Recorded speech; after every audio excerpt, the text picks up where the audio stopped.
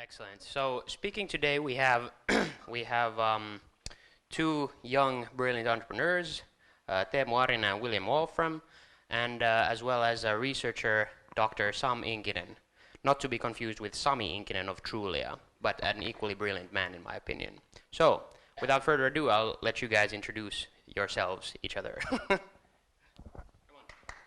Yeah, big hand to all of us.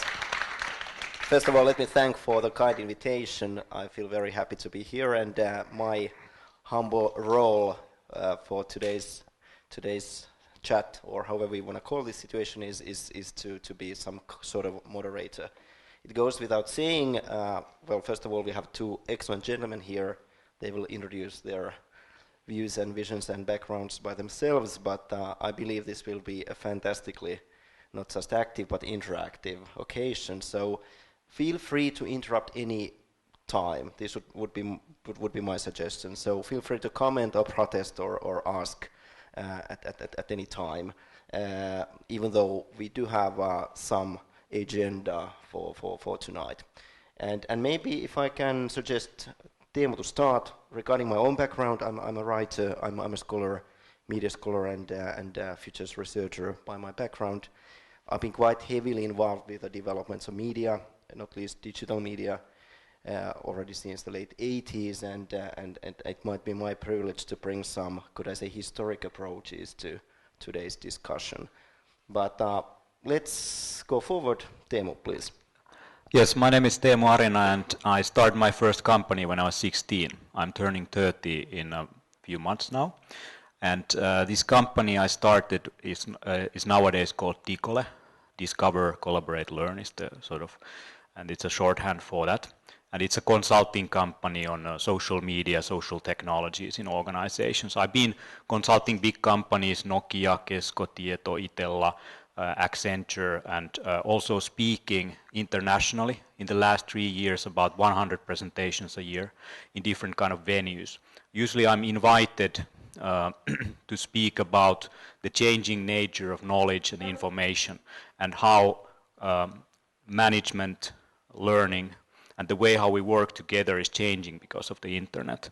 And in the end of 2010, I just noticed that I've seen consulting now, so I want to build a scalable startup. So that scales, I don't scale, so that's why I started meetings. Meeting.gs, and that's what I'm building at the moment, which I funded from basically from consulting. I had 4 people working on it for 1 year for the basics, and then we spin it off. And now we are funded by Copycatch, sort of Vigo accelerator from the Tekes Vigo program. And yeah, so I just like to walk my own path and my own tracks and find my own way. And it took a life so far to actually figure that out. All right.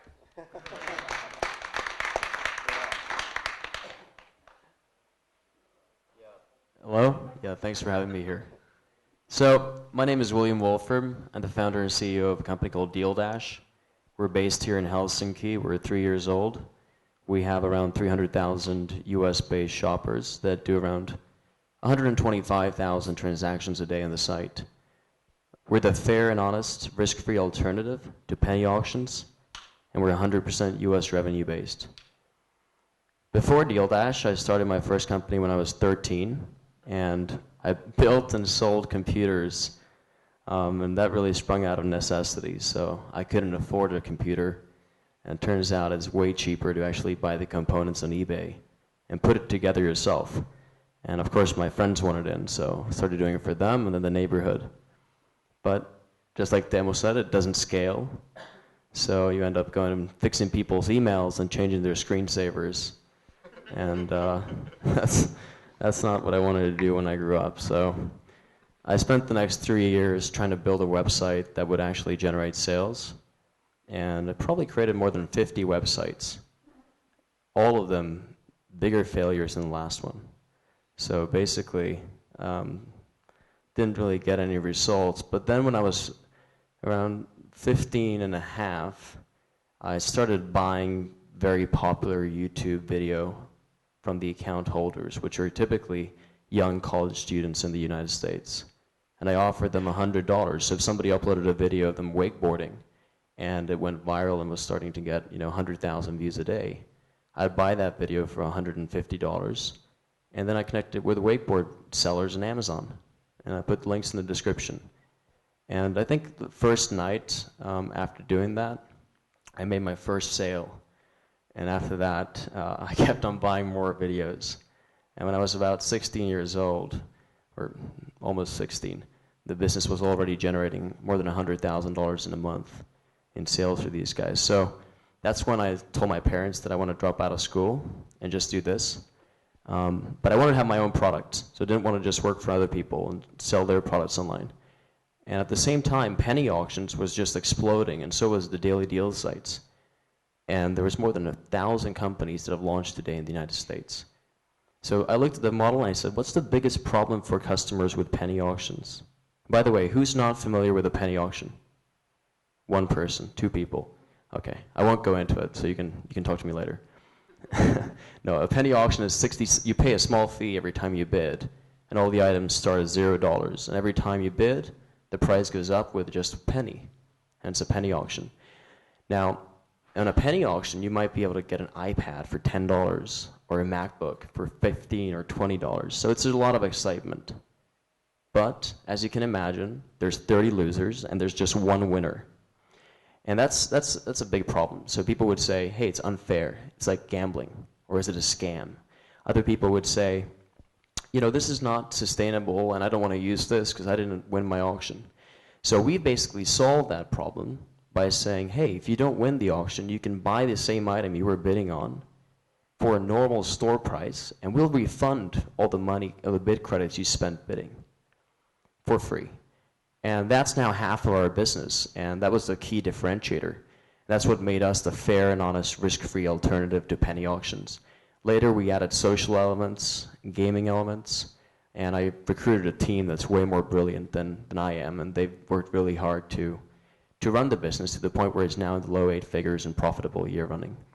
So it's great to be here. I'm thrilled to be in the panel.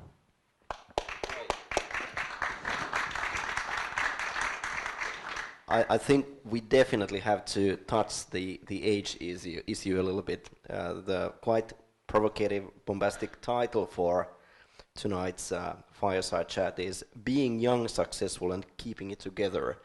I would be very happy if, Teemu, you could maybe reflect a little bit your background and your personal experiences when it comes to the age issue. And same, William, please, if you want to comment on that.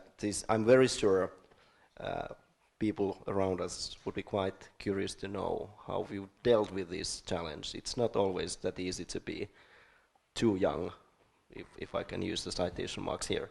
Teemu, please. Nowadays, in the startup scene, it's sort of common to see young entrepreneurs. And the thing is that, in the end of the 90s, it was not necessarily so. So I had to, in some way, hide my age so that the people who are doing business take me seriously. So judge me only by my actions and my ideas and knowledge, not really, my age or some kind of related status there, or education or anything like this. So I didn't really advertise my age. I was only talking about the ideas and really, pressuring myself hard to articulate in an understandable way and always read new material and get interest in new things. And suddenly people started coming to me after some conference presentations. When are you finishing your doctoral dissertation or something like this? And I was like, well, that's sort of I sometimes lecture in universities. That's what I said. That's true. When I graduated from high school, I was already teaching some courses or being part or being invited as a lecturer in universities. And that's when I sort of understood that maybe the most effective way to learn is actually to, when you have to be in front of people to speak out your ideas, and that's when you have responsibility for the other people, and you have to know your stuff. And that became the most amazing motivator for me to actually learn really the stuff that I'm looking at, and that challenged the whole idea of school for me. But now later on, that's when I was hiding my age, and also I look quite young, and I still look younger than William. So people sometimes come to me, but you look so young, and all of these things. So obviously it's some kind of issue, but you can really turn that around by just staying professional. But nowadays I've turned it the other way around, so I'm actually almost advertising sometimes that I started a company when I was 16, and I've been in this business for 14 years. I know this, or 1/3 or 1/3, 2/3 of my life I've been an entrepreneur or something like this. You can come up with all kinds of these kind of sentences. Suddenly nowadays it's sort of people like that kind of approach, and they value because they understand that the new economy we live in, the one which is a post-industrial one, which is not based on industrial logic, is very different and behaves in very different ways. And the future leaders are people who actually are young people who had time to really use their time on World of Warcraft or all these online social networks, which their parents don't have time. So these are the people who are building the new ways of economic value creation, and they really understand that. And sort of one of the things that I see in big companies nowadays is they are eagerly interested in young people and their ways of interacting and building knowledge together, so-called net generation, a generation born after the year 78.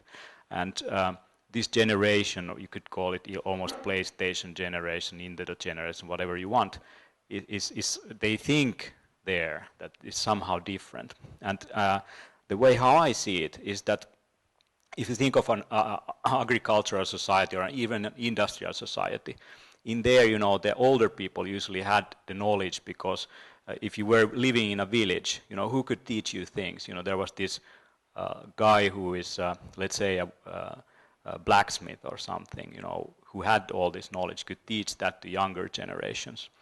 But now we are in a society where you can learn through the internet all kinds of amazing things that is not based on what your parents know or some guy in the village, and that changes the game totally and completely. And this is the transformation. This is why the young generation suddenly has so much to give to the older generation, and that is my experience. Now it is a strength, but people didn't see it in the end of the 90s that much. But now that the internet has really picked up and is booming, it's totally different game now. But I talk too much, so. Before William, let me give you one anecdote and then maybe one question to Teemu. The anecdote goes as follows. Some years ago, the first bigger popular articles were published, interviews on Teemu in the Finnish mass media. And Teemu was explaining, some years ago, how he, in an amazing way, manages the whole, could I say, not just blogosphere, but the whole sphere of social media, and one thing is connected with another, and this makes a sort of, could I say, some sort of like organized or at least networked system of things, and the quite nice nickname was given to Teemu, and this is a big compliment, I think. You were renamed Robottipoika, like Robo Boy. So I don't know if you still might hear this attribute connected with your name. But my question is as follows. You used the notion net generation, which is, by the way, not a very new word or notion. It comes from Canadian Don Tapscott, who launched this concept already in the late 90s. 97, I think, was the year when his book The Rise of the Net Generation was published. And I know you met Mr. Tapscott some time ago. Did you have any conversation on this generational issue? And maybe if you can, let's dig a little bit deeper, so to speak, to this idea of a net generation. What is different compared to the previous generations? And do you find this notion I mean, how relevant today?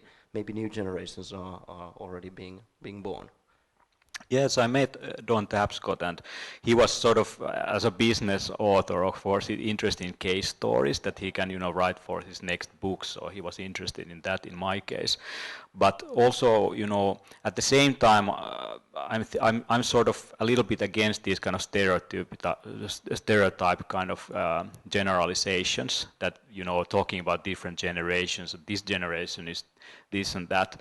I want to say that, we are talking about people who have grown up with technology and those who have not. I actually know some of my mentors on the business side are actually these old farts already retired who have been, their dad was a radio engineer or something, and they had all these gadgets at home, so it was sort of common. And now that they're retired, they have like 15 blogs or something going on and videos, and they're always jumping to new social networks. So I actually see some of the most amazing uses of all these robottipoika stuff from actually older people than me. And in that context, saying that one generation is somehow magically different is an overstatement. But at the same time, you can pick up interesting games because the opportunities are different than what they used to be. And obviously, one of the things that we are now entering is a network society, a knowledge-based network society. We work now on ideas, not with our muscles. So in that setting, you have to understand that you cannot solve all the problems on your own. You need other people to solve those problems. And in the school, you are always taught that when you go to a test or something, you are going there alone. You cannot use your mobile phone or anything like this. But the real world is not like this. You have to use nowadays effectively your network and all the tools that you can find to solve the problem. And those are the people that actually employers also want. They don't want people who know things, who learn those things in school. They want people who have, of course, the abstractions of the world, that they can handle the world. But at the same time, they want people who break through walls, build new knowledge, something that is not in the books at the moment. And that is a very different kind of skill than being in the assembly line and doing something that has been predefined how it's done.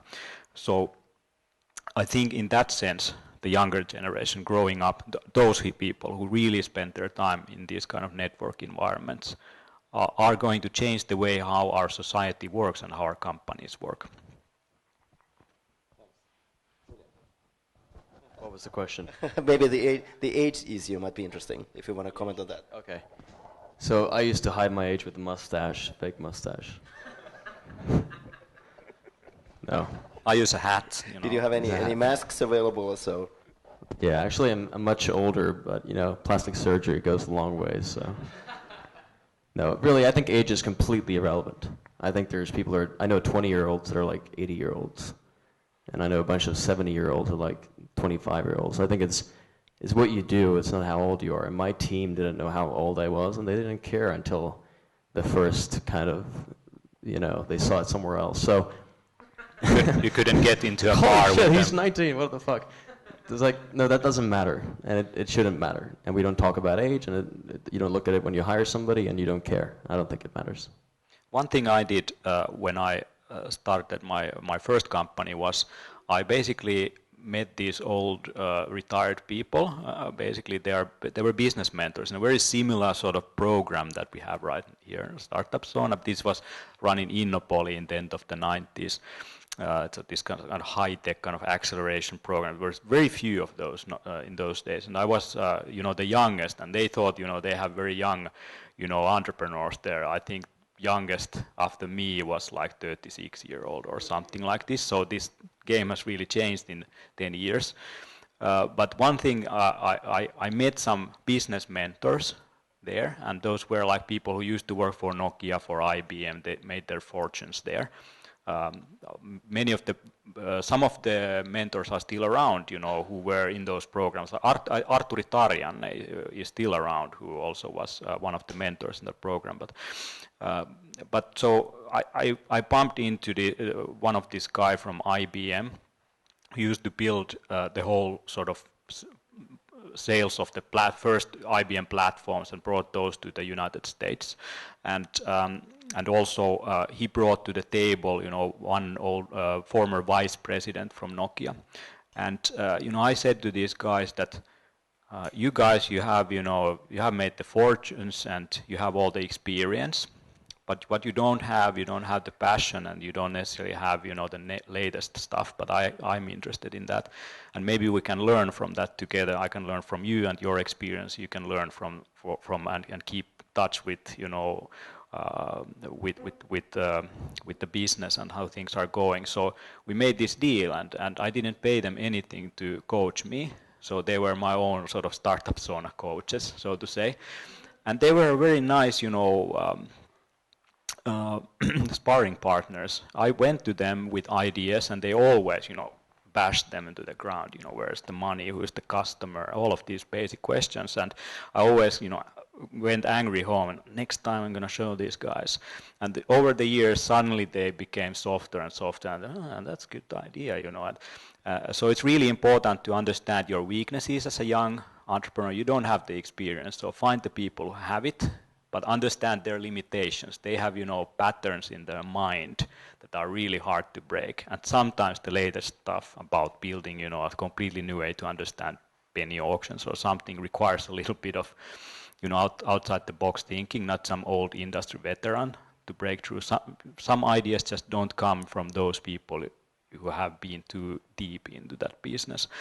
But from the relationship, you can build all kinds of great things. And I think you have probably seen the same thing, filling your team with people that are much more brilliant than you are. At least you think that way. Yeah, I think the point you mentioned on mentors is very important. And he didn't pay his mentors. I actually had to pay some of my mentors, but but they're well worth the investment. So getting mentors is really, really valuable, I think. And also what you mentioned about understanding your own weaknesses is something that's more and more important. As I built my team, I try to complement the sides where I'm not that good at. But I have to disagree on the point that great ideas don't come from old people. I think that some of the greatest ideas can come from anyone. Not all ideas, but I mean, the breakthrough ideas sometimes require a new approach. And well, Steve Jobs was pretty old. I agree. There are, some dents in the universe, like Steve Jobs would say. He actually said that, we are here to make a dent in the universe. Why else be here? Great. Would anybody at this stage want to comment or ask something in the audience? Let's break this kind of traditional industrial scheme. Feel free to comment, please.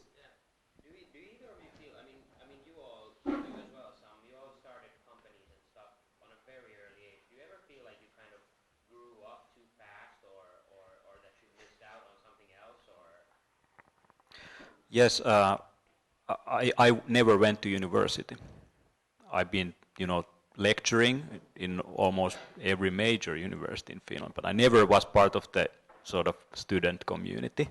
So I sort of missed on that, all kind of nice parties and all of that, working on the business. But I found my own parties, and I sort of... But unfortunately, those guys have been a little bit older than me, so they have a little bit different kind of parties. But that is one thing, that suddenly I saw around me people who were sort of pressured, let's say, write a book. Now I have to put into a book my life knowledge, or they're working on a family or something like this. And I sort of started feeling myself also this kind of pressure to, now I've been 10 years working on these things. Now I have to put on paper some of the things. I start working on some books. But come on, guys, I'm almost 30. Why, the haste to really, complete something like that? Yeah, did we miss out on something? Sure. Have you seen the shirt I'm wearing? I didn't grow up. I'm wearing an Angry Birds shirt. No, I think in all honesty, of course, if you're an entrepreneur, you're going to have to say no to a lot of things. And, you take what you want and you pay the price, to quote Bruce Springsteen. It's not like you can have everything and you don't want to have everything. If you want to win, if you're competing in the US, you have to be very dedicated and you start loving it. I don't see any other way to do it. Maybe my personal reflection would be as follows. Still in the late 80s and early 90s, I was normally the youngest guy in the room. But then suddenly something happened, and nowadays I'm quite often the oldest guy in a room, as might be the case today, for example.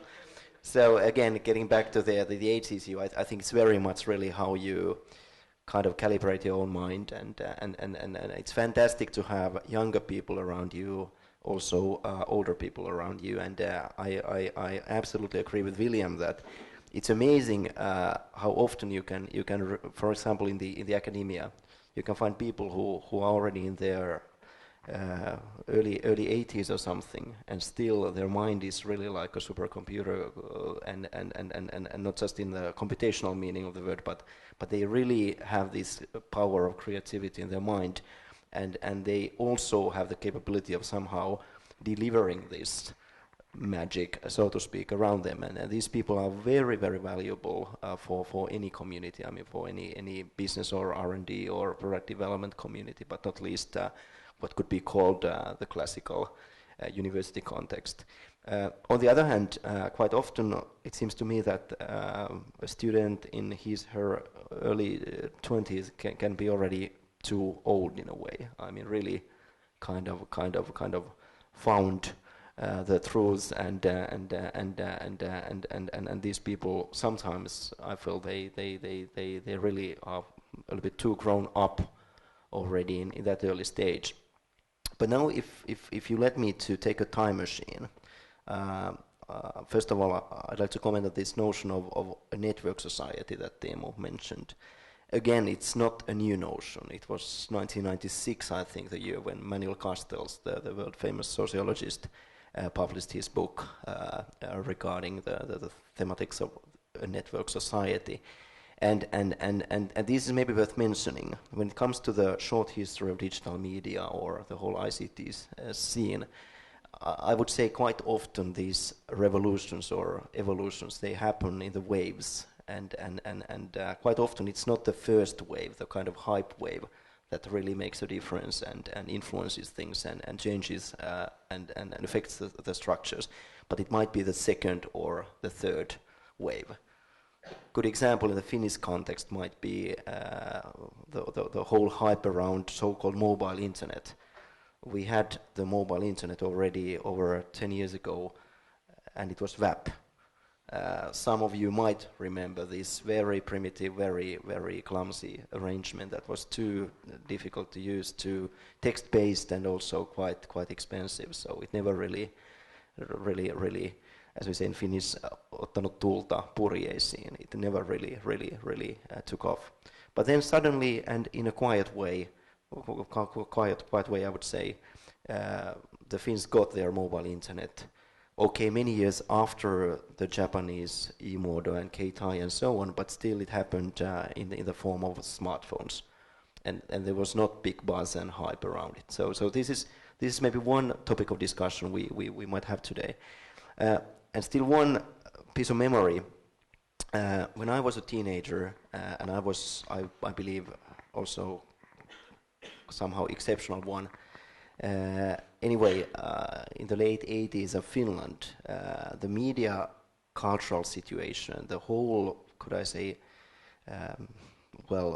socio-technological environment, it was very, very dramatically different from today. Giving an example, we had 2 television channels in this country, Ykkönen and Kakkonen. And it was only some years afterwards when the satellite television and brought the diversity of mass media to Finnish living rooms. We had Ykkönen and Kakkonen, and they stopped their media flow amazingly early, like 10 o'clock in the evening or so. And then it was DDD and dead and gone. Again, some of you might remember these strange feelings. Sounds like we are online shop for tickets for the trains. Closes in the evening. And it's a good time for everyone to go to bed. Yeah. So there was certain kind of agrarian legacy or tradition in the Finnish society still in the late 80s. And I would say, many things have changed, but regarding the past, and if we take a time machine, one very important symbolic year was 1995, when Finland joined the European Union. It was a quite important and strong, could I say, act, and also symbol. Its symbol value was enormous abroad. Since before 95, quite often if you went abroad and looked at the, let's say, weather maps, for example, weather forecast maps, you hardly could see any Finland there. You know, the map of northern Europe stopped somewhere in Skåne, in southern Sweden. So, and of course all this has changed, and the whole boom in Asia and not least Nokia and so on and so forth, they really changed the general context of Finland. This might also be worth a discussion. Also for me, I experienced the dot-com boom. I don't know if you remember that one, but yeah. So I had the I was pretty lucky that I jumped to the next curve, so to say. I started working on open source based software. So we created this online groupware or collaboration environment that was translated to 15 different languages, and I was coordinating that as a CTO, so I have a little bit of technical background also. And then the dot-com came and it crashed and all of this. It didn't affect me at all because I was selling all around the world customization and administration, all of this, which always was in need. So I was sort of moving to consulting software that my team was building, and that's when I learned actually the value of one thing, openness and transparency, which have become important key ingredients in social media, and also the model of working together on these information products, open source. I saw it sort of almost spreading to other areas. It was not visible then, but now we see Wikipedia. You have open source, whatever sourcing, the seed accelerator, but open source, also blueprints, architecture, all kinds of things. And I see that actually spreading in the future to objects. Now it's only in the hands of the few to make, let's say, industrial design, a table or a chair. But in the future, every one of you can download a virtual model of anything you want, anything you can imagine, and make your own modifications to that.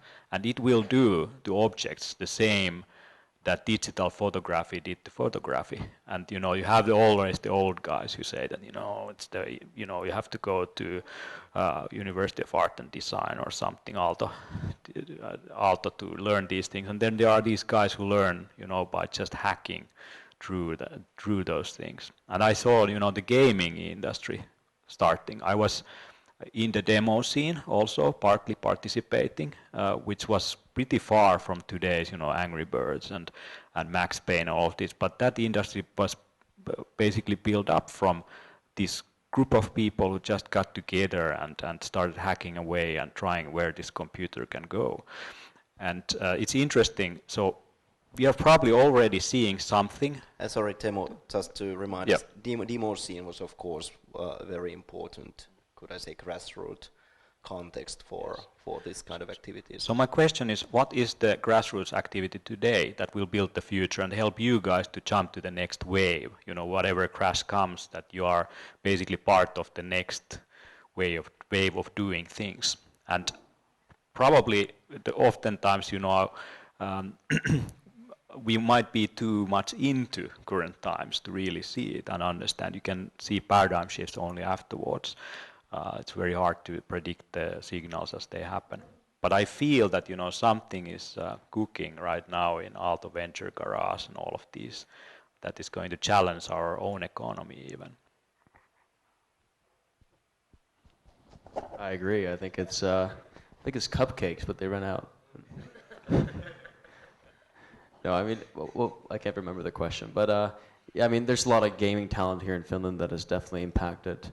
A lot of the serial entrepreneurs that we have today have sold their companies and come back and do the same thing, and they're incredibly helpful for us younger entrepreneurs. Great. Any other comments? Yes, please.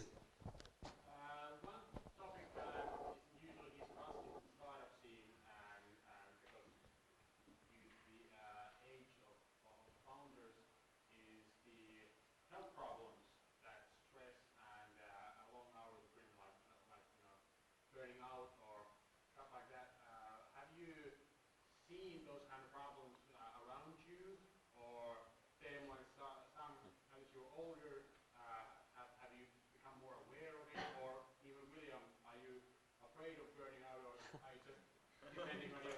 I'm just getting lit on here. No. I'm at the stage when I'm actually pretty jealous to these guys. You know, I'm seeing, you know, the age almost wearing my. It's interesting that when I was younger I could go with less sleep. I can still, you know, go on and. But I think if you love what you are doing, you know, the boundary between work and free time sort of just blurs. It just disappears. It goes away. You have all these amazing people you meet. You know, it's sort of hard to say where work starts and where, you know, you are just enjoying yourself in a good company or with good code or something, whatever you are working on. But at the moment when you know, you have deadlines, you know, someone is, you know, really pushing you forward to do things that you are not really passionate to do, that's when you burn out. And that's what I've seen around me. So I haven't really seen many entrepreneurs who love the stuff that have burned out. I don't know. So that's somehow, you know, the entrepreneurship and the sort of startup community is pretty great and creates a nice bubble of feeling that everyone is on fire on what they're doing. Everyone says you have to be, you know, on fire about what you do. So, but you don't. Most of Finland and most of the world doesn't work like that. And most people are pretty unhappy in what they're doing, and it's great freedom. And at the same time, you're taking the risk, you know, of pushing the boundaries. Yeah, that's a good comment. I mean, if you love what you do, it's one thing. But I don't have that experience to tell. But you know, I exercise, and I know most entrepreneurs exercise every day, and that's a great stress reliever. And then you have to put things in perspective. So it's if you're doing it for the wrong reasons, I don't have family that I need to take care of. You know, I all I do is what I love doing most, and I don't stress out about it. So that's only from my experience. Can I ask you guys, what's been most surprising so far in your careers as entrepreneurs and as creative human beings, so to speak? And maybe another question. In your case, Teemu, for example, did you just wake up one morning and somehow you got enlightened and decided I'm an entrepreneur? I mean, is there any family background or any other influences that might be worth mentioning? When I started my company at the young age, I didn't get really pretty much any other support from my parents than the computer that I was working on.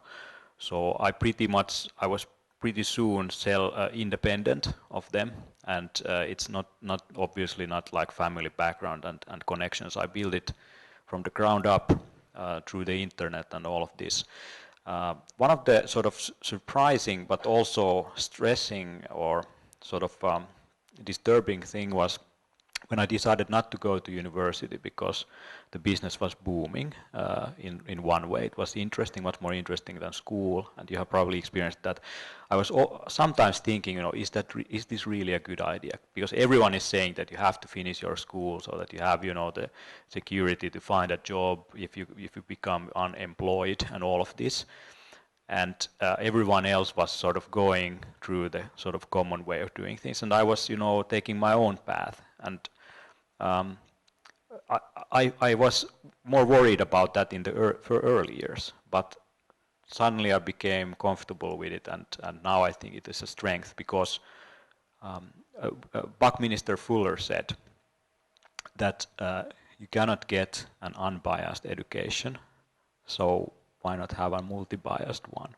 So I've been just, you know, being interested in a lot of things, and that's great. Most surprising thing, it's a hard one. There's been a lot of surprising things, but I think one thing which I realized really early on was that being an entrepreneur is just 1% idea and 99% actually doing and getting the job done. So, you know, we talk about kind of like thinking, working. For us, it's just picking up the phone if the sale isn't there, and calling the customer and asking what's wrong, what do we need to do, and then going and doing it. And just doing it again and again and again, and getting everybody in the team to do it. So it's not like, that was surprising because I kind of had the idea that it was mostly you come up with an idea and people ask you, how did you come up with the idea? And I go, I didn't come up with the idea. I came up with 100 ideas, and each add 2% to the customer experience. And there's a lot of other people coming up with the same ideas. And if there's a real problem to be solved, and something you said, which is the second wave of anything. Google didn't invent search. Facebook didn't invent social networking.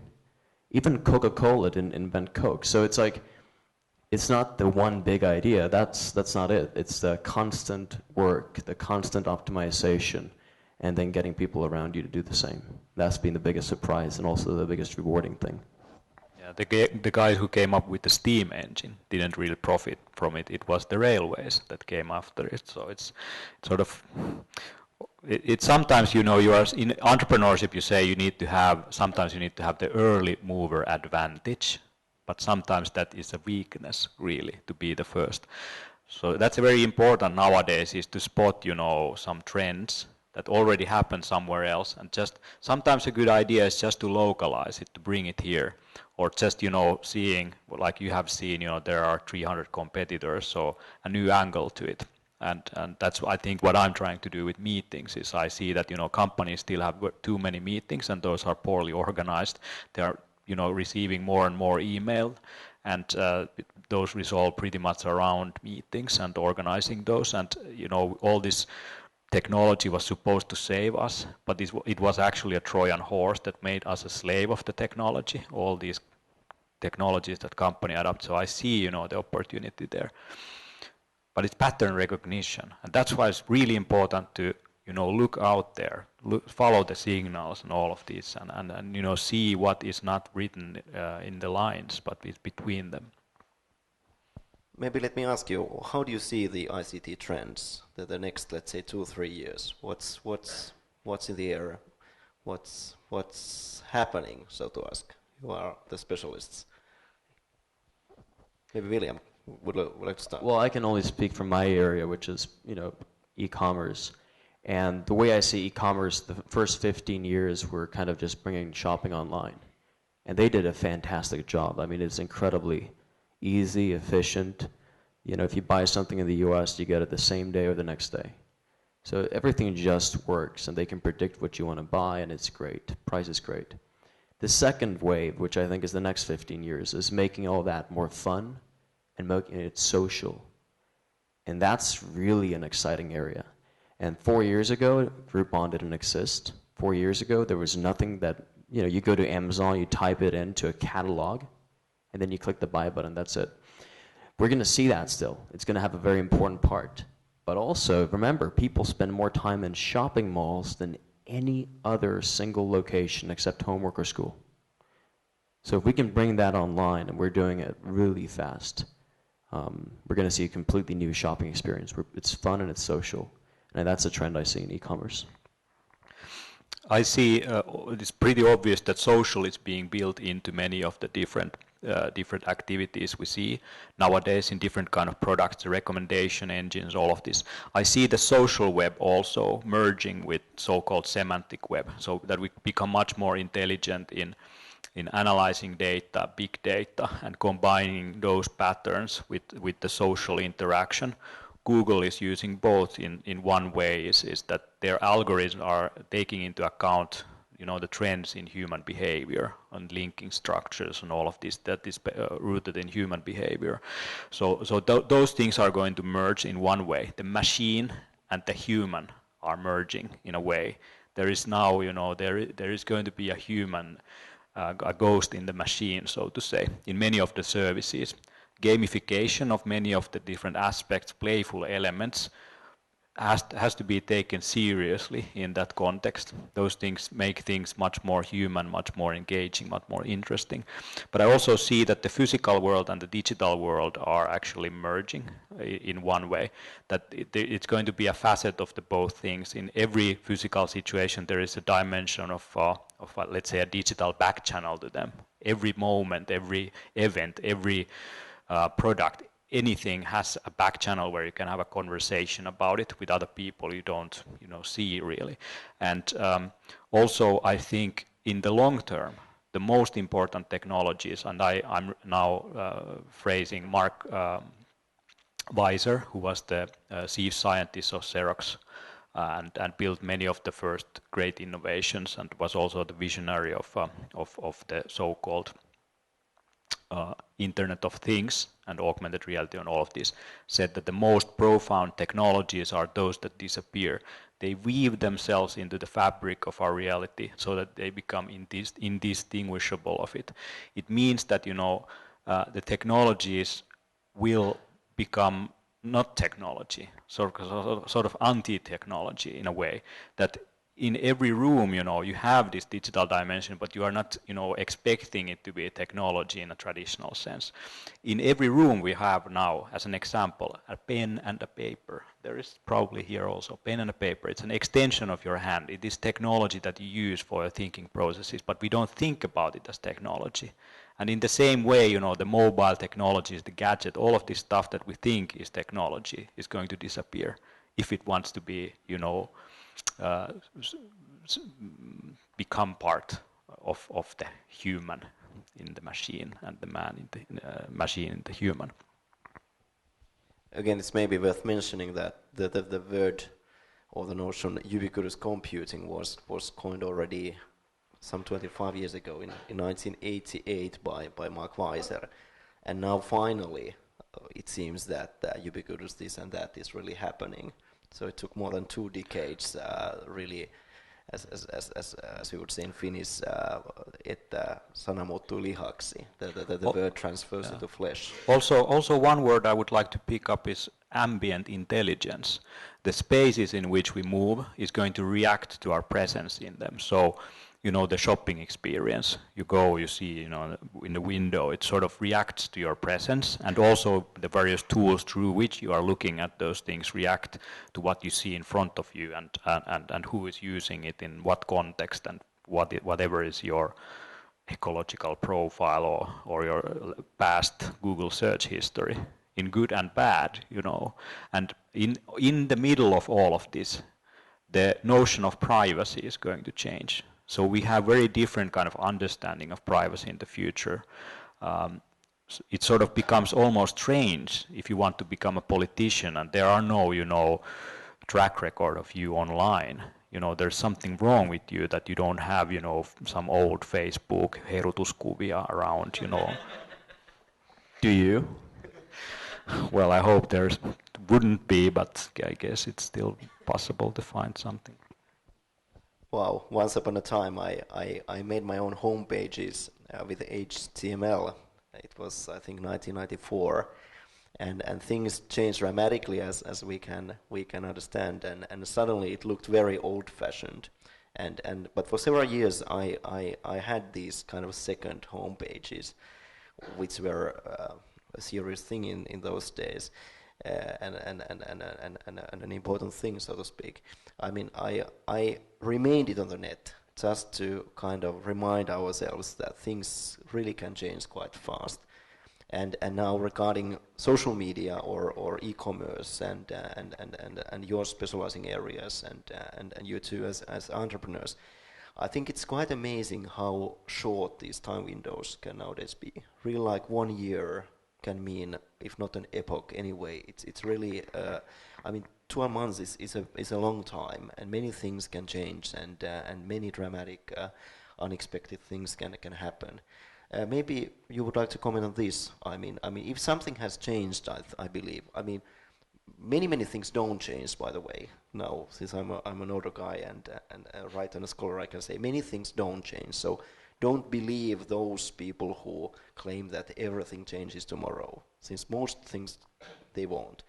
But certain things, and not least business processes and the whole man-machine, or let me say consumer technology interface and relationship, this seems to change very dramatically and in a very interesting way. Would you like to comment on this? I mean, how to make strategies, how to take into consideration the whole changing, could I say, changing world of trends, so to speak, when you have to decide things not just quite fast, but in many cases with intuition, and also you have to improvise all the time, right? So really the paradigm shift from, could I say, traditional factory kind of or industrial kind of let's plan carefully and then we execute. This reality has really changed into something else. How do you coach your teams and how do you kind of calibrate your own minds in this quite hectic reality? Teemu, maybe you can start. Or is it just like follow the flow? And you test everything and you do everything.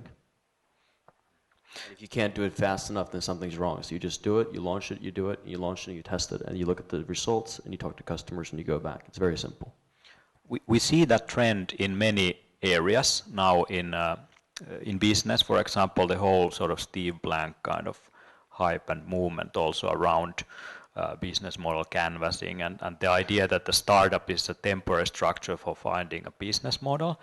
And also companies adopting agile ways of doing things.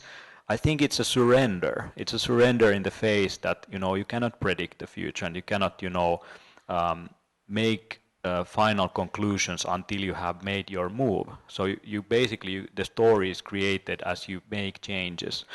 And many people, every generation talks about the accelerating change. Every generation behind us, every one of them has been talking about that this generation is special and also that time is speeding up and changes are coming faster than ever before.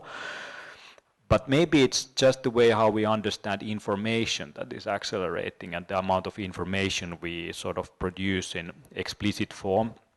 It has been said that in the next, let's say 5, even 10 years, we are going to produce more information in an explicit form than we have in the whole human history. And it's no longer just, people who produce that. It's machines, it's the objects, everything, sensors are producing this information. And Wikipedia is a good example of sort of how that kind of human or even otherwise collected data is coming together in collective action. And to me, it means that to stay up to date with the changes, you have to be pretty sensitive and aware of what is happening right now. And we are moving in one way to sort of those kind of values they had in the 70s of living in the now, the whole hippie movement and all this real-time web. What else is it, than attention to the presence. You have users who are only, paying attention to the presence on your penny auction site that is working in real time, and on Facebook, waiting for someone to make a status update. So that is the narrative that is created right now.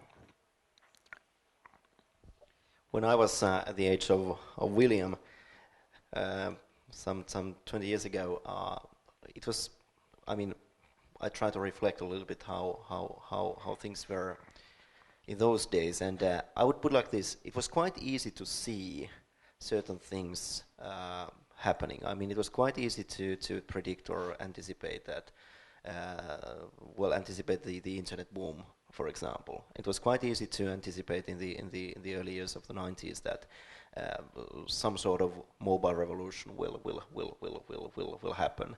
Also, the whole process of digitalization and the convergence of different media. It was quite easy to see, but at the same time, it was very difficult to say at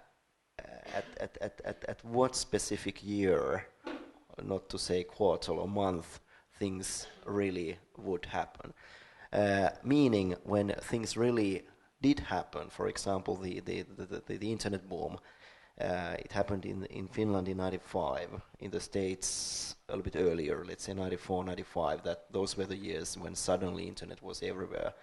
Before that it was some sort of hidden knowledge and the whole computer network thing was mostly run by engineers and scholars, researchers and hackers and it was easy to say this will come, but it's very difficult to say if it's 93, 95, 97 or what. And in a way I think we still face with the same problematics. It's quite easy to say the Internet of Things will happen. It's quite easy to say that certain 3D printing, for example, as Teemu pointed out, it will be one of the future things. But is it next year or maybe after 5 years? That's a much more complex issue.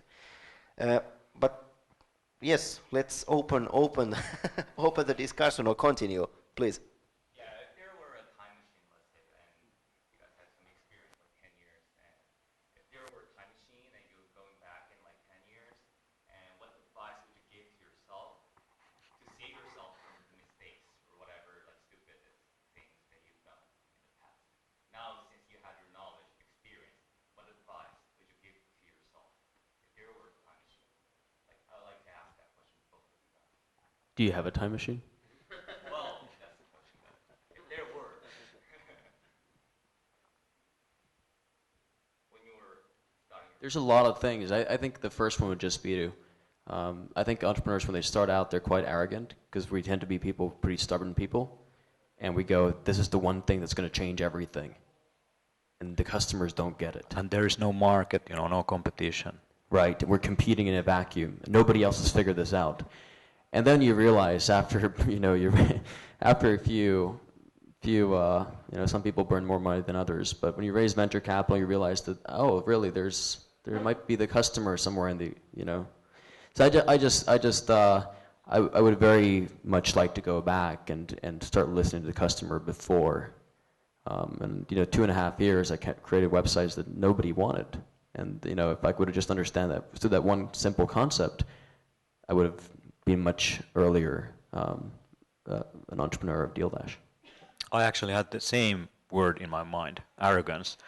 You know, if I would went 10 years back, I would say to myself, you know, be less arrogant, but also less self-centered about, you know, your superiority, whatever it is in English. So, and probably that is the advice that I'm going to say to myself 10 years from now. You know, be more humble, listen more. You know, first stop. Don't argue. Just, you know, listen. Listen to yourself. You know, why are you having this idea in your mind about what you're hearing or what you're seeing? So the most important thing about listening is really to listen to yourself, your own reactions. Where are those things coming from? And when you are young, you're a bit fool, you know, because of the lack of experience, the lack of maybe also understanding that maybe there is something that you don't see regarding all of this. So, and that goes back to the whole customer-centered sort of approach, is to, you know, understand that maybe the product is not as great as you build in your own mind for yourself. So maybe there is something else in there that and you have to be listening much more. So be humble, be open-minded, and be flexible, if I would crystallize this. Great, let's continue the dialogue, please. About mentors and mentorship, you said that in the earlier years, Steve Jobs mostly gathered mentors for support, and then in the later years, he took in people who actually challenged him intellectually, like Johnny Ive and Tim Cook. So, how have you felt your situation with your mentors? Are they for supporting you in your entrepreneurial activities, or have they challenged you, or have you wanted them to challenge you? And also, another question, do you feel that you are ready to mentor somebody? Do you feel that you've accumulated enough of knowledge, business-wise, life-wise, to mentor somebody else? That is for someone else to judge, but, you know, maybe there is something in there. As a consultant, of course, I have always something to sell. So, but so the mentor side is, I think it's really important to gather people who you disagree with around you and make them as close as possible. You know, people you almost hate about their opinions. And I'm you know, gifted to have that kind of co-founder for meetings now, who have been working together also on Decole. Antti is the CTO, and we always disagree on many areas, and we fight it off, and suddenly, you know, if something better emerges out of that, out of our sort of argument. But also the sort of advisors I've had, it's really important that they say straight. Be very, very careful with yes men, people who only say, yeah, this is great stuff, you know, and push you forward. But when you see a skeptic, you know, also it's really important that those people are constructive, so that they sort of point you also into certain direction where from you might find a solution, not just, shoot your ideas down that this is rubbish, but also, that they bring something on the table. William. Yeah, I think mentors are incredibly important, and I think it's really key. The types of mentors that I've been really lucky in order to get on my board and get as investors, they're really incredible human beings that are very busy, and they're very direct, and I love that. So sometimes they'll push me in the right direction, sometimes they'll challenge me, sometimes they'll support me, but really it's just people that have been doing what I want to do, but they've been doing it for 20, 30 years longer than I have. So they've seen a lot of stuff that I have yet to see, and that's great. Fantastic. Let's continue, please. William, you mentioned that one of the key things that an entrepreneur should be is like being stubborn. But how about this like balance between actually listening to like all of your customers, like being there for like all of your different fields, and then again like being stubborn with one of your like ideas? How do you find the balance? Great question. So the one area you don't want to be stubborn with is with your customers. So you really want to listen and like try to learn. But then when you test it out and the metrics show that, hey, this is something that they absolutely love, you'll find a lot of back push, whether it's from, and I encourage everyone in my team to do the same, and people do, and they say, I don't say, I'm the CEO, that's why we should do this. I say, here's the thing that customers love, and here's the metric to prove it. And then I'm very stubborn, and I say, we're not going to launch outside the USA. We're not going to go to Europe. Why? Because people are different here, and it doesn't work. And then people go, no, really, we should. Everybody's going global. No, it's USA, USA. Let's go. I want to continue from there. Is that if Henry Ford once said that he had asked from the people, their customers, what they want, they would have wanted a faster horse.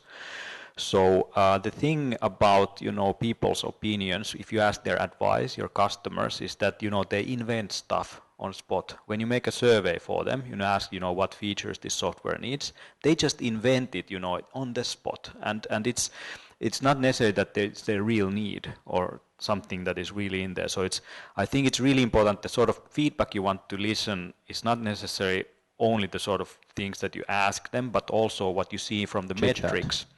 And chit-chat and between the lines. And I think an important thing on how to think about it is that you have a hypothesis as a designer in your mind, how this might work or something like this.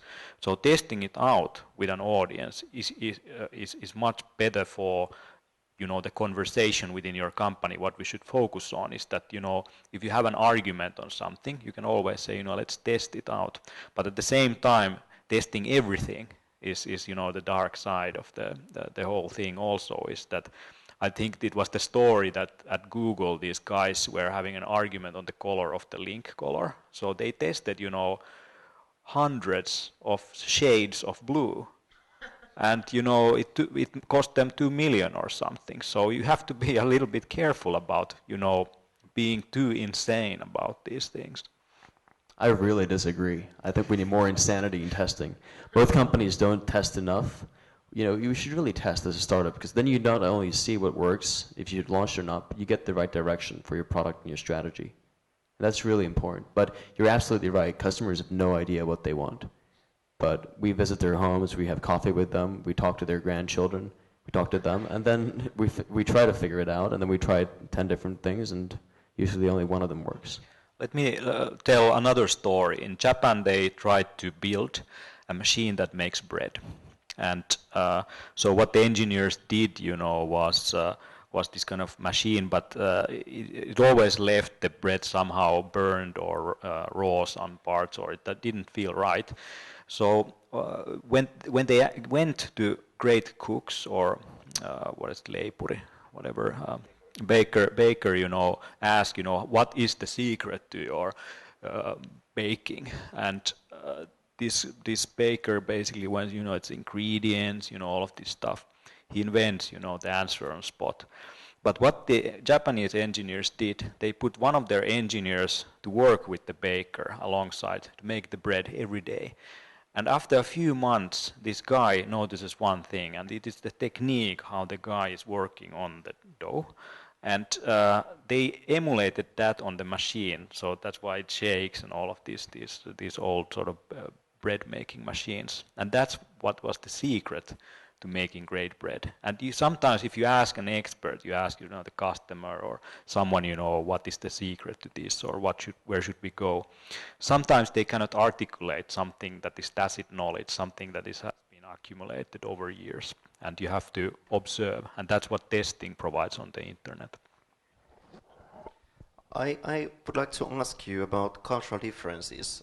We are now in Espoo in Otaniemi, very close to the Finnish capital, Helsinki, and again, it's quite amazing that still some years ago, or let's say some decades ago, I would say a general feeling in Finland was quite remote and distant.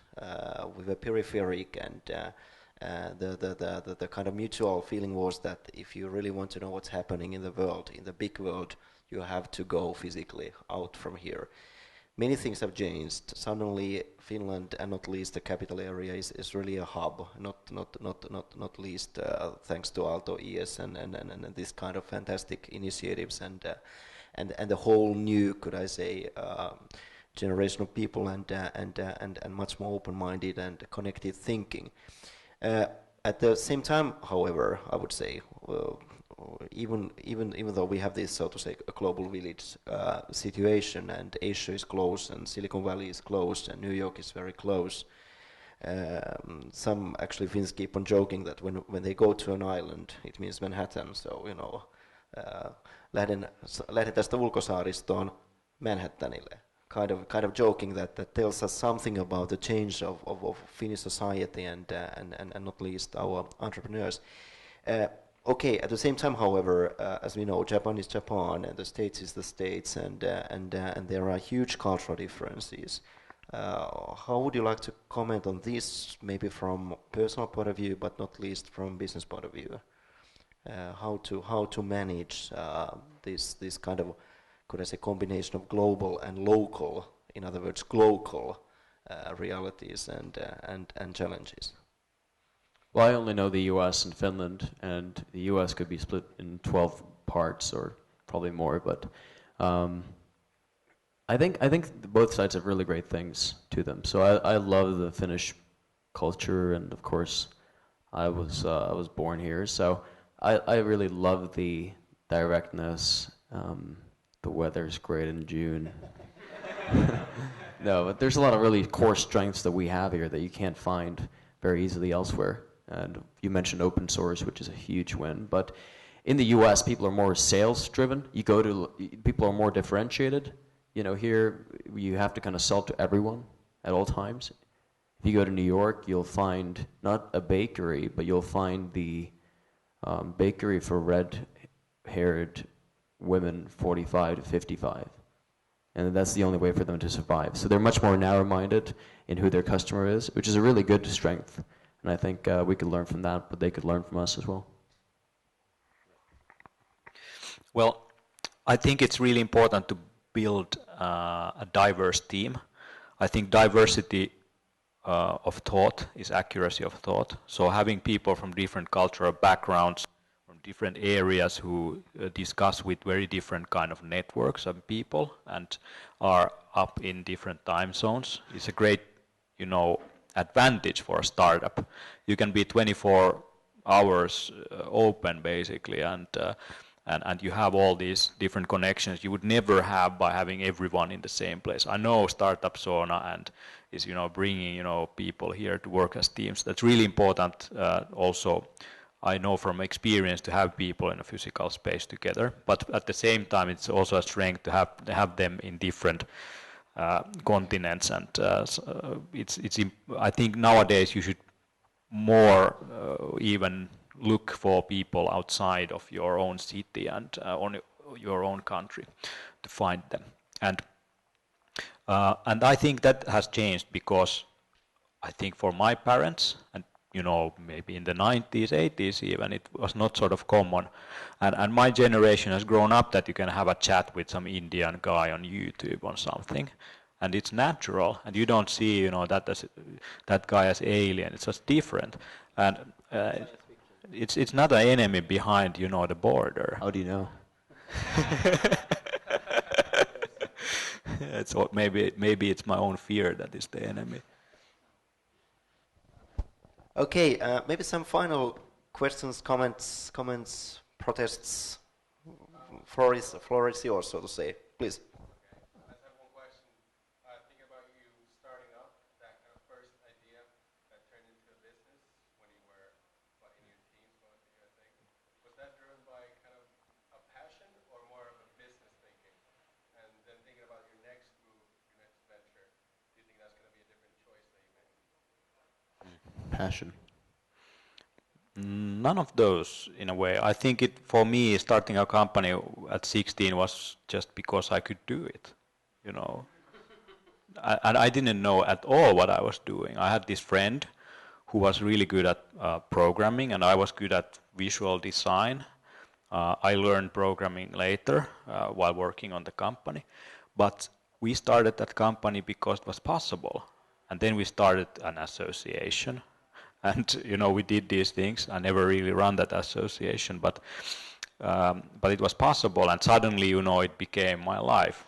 I didn't have really a business idea, and I think that was sort of interesting. It turned out from just this move to stick out in a way, and also try something that no one else is doing. I think that's a good one. But for me, it was passion in the sense that I built my first computers at 12, but then I started to notice I could actually make money building computers. But then you have to realize that money quickly becomes just a very, very, very good scorecard, in a sense that your company, if it's sales, it's good. If you're not selling, it's not good.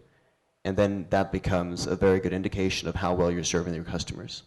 And at DealDash, more than 92% of our sales are repeat sales. So we're really trying to sell to the same people who joined the site, and then they start using the product, and they have a lot of alternatives. And if you're selling, you're doing a good job. If you're not, then let's call some customers and let's get them to buy. So the money itself is a great scorecard, but it loses the way you think about money, that loses its value, but it becomes a driving force. For me, it was also about delivering something, and it was from that point of view, it was about pushing sort of the boundaries of my own, skills. Always when I was working on a new project, I would try to do it better than the last time and learn from it. So in school, it's, you have a degree, you get an A. It's, yeah, great, that's perfect. But in business, there is no grade or anything. What is sort of 16-digit credit card number. Yeah, the money could be one, metric for that. But for me, at the same time, it's also about surprising myself, because if I did the same trick over and over again, it becomes boring. So I want to improve it, and maybe also optimize dimensions like making more money and or making a more impressive product or more simple product. They go together, I think, because honestly, it's not about the money, and I don't think anybody here who's an entrepreneur feels that way. But it's such a good scorecard, like experts tell you they like it, the media writes they like it, that's one thing, but customers actually willing to exchange their hard work, effort to your product, I mean, that's something. And being part of something is also huge. So online shopping is changing. We're going through a second stage of making it social, making it fun, and being able to look at that and say, hey, I actually had a part of that. And that's something that the entire team, and many of our team members have gone from working at much higher paid jobs to join DealDash for lower pay, so that they can have an impact on their work, have an impact on their people's lives. And I think that's something. But they still look at the scorecard and say, how well are we serving the customers? Are they buying again or are they not? And I think that mix of passion and then very sales-centric focus is healthy. Great. Let's take the two final comments or questions, right? And then we can finish the formal part and begin the informal part. Please. How much value do you find in this, like, state accelerating programs like Star Sauna and like Y Combinator, things like that? If you're going back to the point where you actually founded a company, would you like to apply for this kind of program, or do you find some downsides? I wish something like this existed, when I was working on my business 98, 99. There was some of these. Actually, the high-tech program I was in was pretty good because I saw real people who built EOBox, if any one of you know what that company was. Pretty amazing exit, what they did just before the dot-com boom, and they were telling how they, stole the whole thing, the whole industry, how they were spinning the news and all of this, so that you hear this direct experience from people, and it's great to have these kind of programs. But at the same time, I think this is one of the things. It's not necessarily building your business. They always say, we focus on, the business development, but I think it's even more building you as a human being, not just as an entrepreneur, but also how you communicate, how you interact with other people, how do you find the passion, and how do you find the things that what you really want to do, and that is really important lesson you can learn. And I think, learning to communicate your ideas is really important. The fact that you know something is one thing, but if you have only like Eminem sings basically, one shot, one opportunity. That's what the customers are.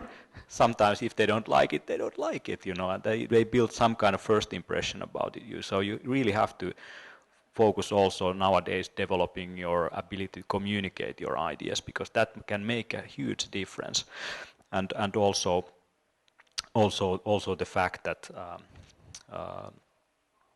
that you really, you stop doing things that are hurting you, that you are not really that interested in, that you really find the things that drive you.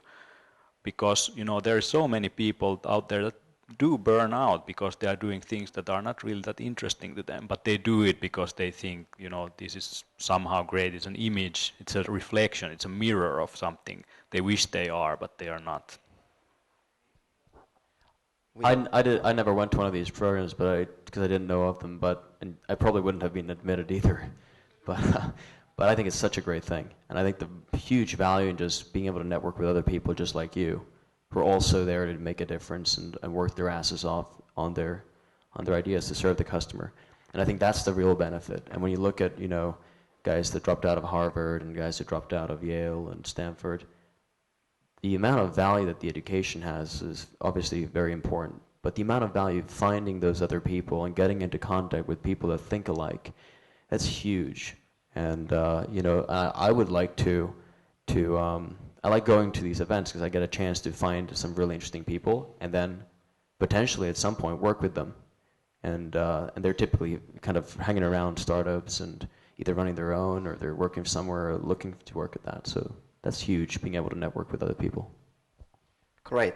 And now, okay, still two last questions, comments. Would this be okay? Or one more? Okay, please. In the beginning, how did you arrange financing? And what do you think is the best way for Finnish startups to get financing, apart from decades, and especially if it's a non-technical and non-computer startup? Live with your parents. Teemu, can you maybe repeat the question, please? Repeat. That's one way. If you can show your unit metrics, so for instance, if you can go to an investor and say, you don't have to be big, but if you can say, for every $75 that I spend on advertising, I get one customer, and that customer generates a $200 profit in the first 12 months. So even if you just have 7 customers, you have this. It's probably not very accurate. But then it's quite different going to a venture capitalist saying, give me $1 million, and 12 months from now, I'll have this amount. It's very different than just going there with your idea. So launch, get some metrics, and show the metrics to the investor, and they will get it. Great. Thank you, William. Thank you, Teemu. Thank you, Aalto ES. Big hand to everybody. Thank you, Sam. Thank you. And let's finish now the formal section, but yes, we are free to continue in an informal way, I believe. Thank you very much, and have a great evening. Hyvää iltaa kaikille.